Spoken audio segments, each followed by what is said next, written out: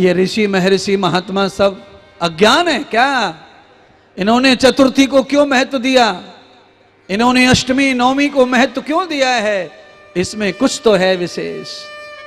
अरे महाराज, इस बहाने शरीर में तप बल बढ़ जाता है, इस बहाने शरीर में मन बल बढ़ जाता है, इस बहाने बुद्धि बल बढ़ जाता है। उपवास कर लिए,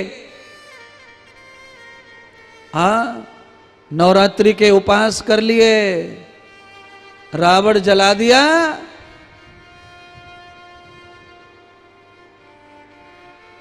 रावण जलने के बाद दूसरे दिन मैंने देखा, दशहरा के दूसरे दिन रोड खाली पड़े थे नवरात्रि में, मैं जिस दिन आया तब, और जैसे ही रावण जला दूसरे दिन मैंने देखा कि बांस के ऊपर बकड़े टंगे टंगे टंगे, हर जगह बकड़ा बकड़ा बकड़ा बकड़ा बकड़ा बकड़ा। मैंने कहा ये फलाहार हो रहा है कि कौन सा आहार हो रहा है? 9 दिन की पूरी कसर निकाल रहे लोग। बोलो, 9 दिन व्रत कर रहे, नवरात्रि नवरात्रि। हमें काई घेत नहीं, नवरात्रि 9 दिन फक्त फलाहार घेतो में और काई नहीं घेत। 9 दिन का तो बताता फिर रहा है, पर 11वें दिन जो तू ऐसी तैसी कर रहा है धर्म की, उसका क्या करें? 11वां दिन आया, एकादशी कहते हैं उसको संस्कृत में, 11 को।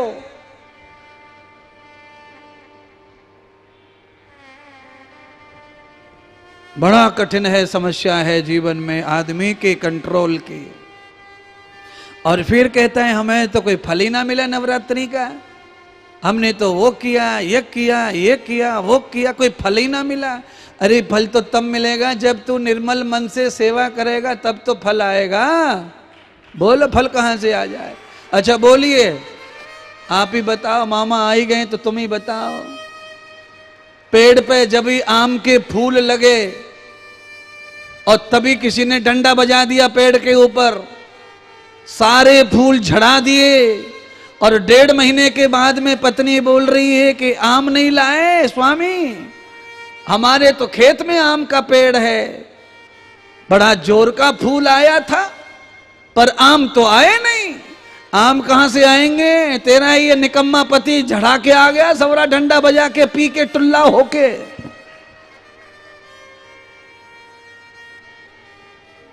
आम का फल खाना है तो आम की सुरक्षा के साथ उसके फूल की सुरक्षा भी करनी पड़ेगी, तब आम बनेगा।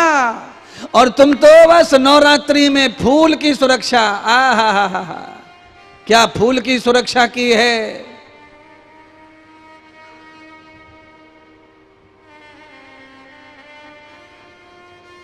पूरे मोहल्ले को बताते फिर रहे थे, हम तो नवरात्रि करूं घेत लिए, नवरात्रि एक टाइम घेते हम तो, एक टाइम घेते हम तो, कहाँ घेते हम तो, एक टाइम वारा न्यारा कर देंगे। रावण को जल जान दो, रावण कितने सालों से जल रहा है जलगांव में, पर आज तक रावण जलाने वालों ने खुद के अंदर का बुराई को जलाया नहीं। केवल इंतजार ही करते रहते हैं कि हॉलीडे कब आएगा, संडे कब आएगा, संडे कब आएगा, संडे कब आएगा, संडे। शनिवार तक दुनिया के किसी भी कोने में रहेंगे पर संडे को घर पे ही आके मरेंगे। क्यों? कुर्सी वालों क्यों? समझ गए महाराज यो? संडे के दिन तो फिर सुबह से ही तैयारी चलती है। उसका क्या प्रभाव होगा? उसका प्रभाव ये होगा कि तुम्हारे शरीर से जनरेट होने वाला जो डीएनए औलाद है वो आपकी महान नहीं बन पाएगी। बस ये कथा इसीलिए हो रही है कि पार्वती कथा सुनते ही ध्यान में चली गई। शादी का पहला दिन पार्वती का, और परमात्मा के शरणागति हो गई। गृहस्थ शुरू करूंगी तो अब गृहस्थ तभी शुरू करूंगी जब परमात्मा प्रसन्न हो जाएंगे और मेरी उपासना सिद्ध हो जाएगी। यही हमारे सनातन का धर्म है। हमारे हिंदुओं में जब तक उपासना पूरी न हो जाए तब तक विवाह नहीं करते।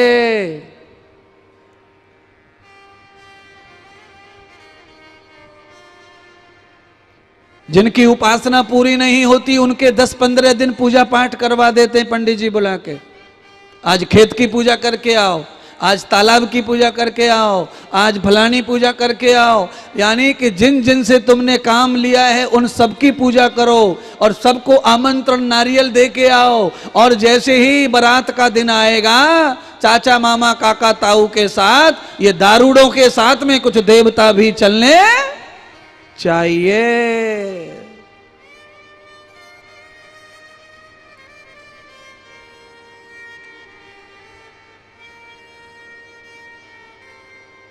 आवश्यक है। बारात में कुछ सात्विक लोगों की जरूरत है।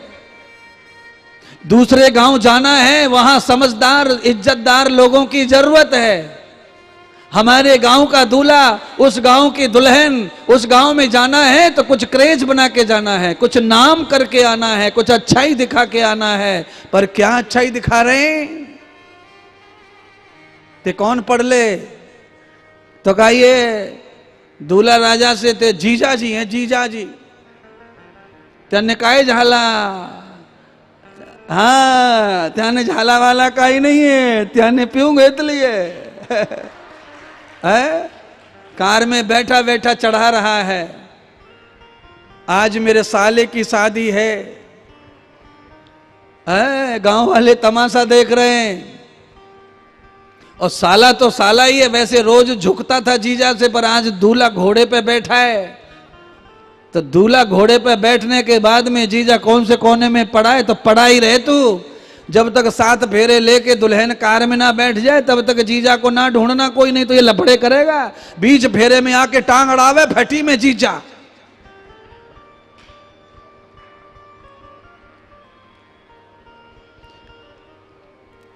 अब कथा में लौट आओ। 1 बरस के बाद में महादेव कैलाश पर पार्वती जी के पास में लौटे। पार्वती जी को देखा तो ऐसा लग रहा है कि कैलाश में सूर्य प्रकट हो गया है। पार्वती जी में इतना तेज पैदा हो गया ध्यान उपासना ब्रह्मचर्य के कारण। 1 बरस तक तप कर रही हैं।